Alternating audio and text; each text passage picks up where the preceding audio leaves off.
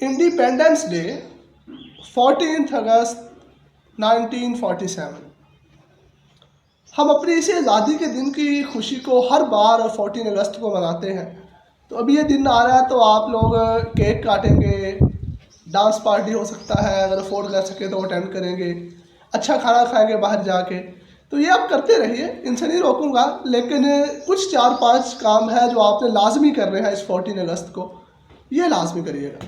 سب سے پہلے آپ کو جشن آزادی مبارک، آپ آزاد ہیں، اور یہ جو 5 کام ہیں یہ آپ نے لازمی کرنے ہیں۔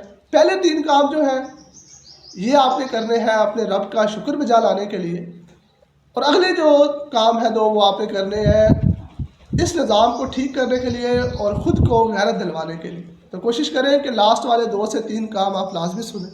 سب سے پہلا کام ہے کہ اس بار 14 اگست کو کم از کم آپ 2 رکعت نماز نفل لازمی پڑھیں، کیونکہ جس رب کے فضل سے آپ کو یہ وطن ملا ہے اس کا شکر ادا کریں۔ دوسرا کام یہ کریں کہ آپ دعا کریں اپنی ہدایت کے لیے، اپنے مستقبل کے لیے اور اپنے اس وطن کی بہتری کے لیے۔ تیسرا کام آپ نے یہ کرنا ہے کہ آپ نے نوٹ بک اور پین لینا ہے اور بیٹھ جانا ہے، اور بیٹھ کے آپ نے سب سے پہلے یہ ڈیسائیڈ کرنا ہے کہ what I did for my country، کہ اپنے اس وطن کے لیے، اس زمین کے خطے پاکستان کے لیے اب تک میں نے کیا کیا ہے۔ پھر آپ نے ایمانداری سے وہ ساری چیزیں لکھنی ہے جو آپ نے اپنے ذاتی مفاد، اپنے خاندان، اپنے بیوی بچوں، اپنے بہن بھائیوں، والدین سے ہٹ کے جو اس قوم کے لیے یا اس ملک کے لیے آپ نے کیے ہیں وہ آپ نے لکھ لینے ہیں۔ یہاں رکنا نہیں ہے، پھر اگلے سٹیپ پہ جانا ہے۔ چوتھا کام جو آپ نے کرنا ہے، پھر آپ نے اسی کاپی پینسل کے ساتھ وہ والے کام لکھنے ہیں جو اس ملک نے آپ کے لیے کیے ہیں، جو اس وطن نے آپ کو دیا ہے وہ آپ نے۔ پہلے سٹیپ پہ آپ نے کیا کرنا ہے کہ وہ لکھنا ہے جو آپ نے اس وطن کو دیا، اس ملک پاکستان کو دیا۔ دوسرے سٹیپ میں آپ نے کیا کرنا ہے کہ جو آپ کو اس وطن نے دیا آپ نے وہ لکھنا ہے ایمانداری کے ساتھ۔ تو یقیناً آپ کو غیرت محسوس ہوگی کہ اب تک اس وطن نے ہمیں بہت کچھ دیا ہے، ہم اس کے لیے کچھ نہیں کر پائے۔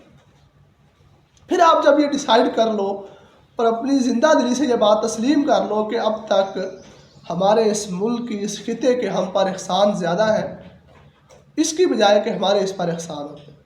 اور لاسٹ جو 5واں کام ہے وہ آپ نے یہ ایم کرنا ہے کہ آپ ہر منتھ اپنے 1% ریسورسز اپنی قوم اور اپنے وطن کے لیے خرچ کریں۔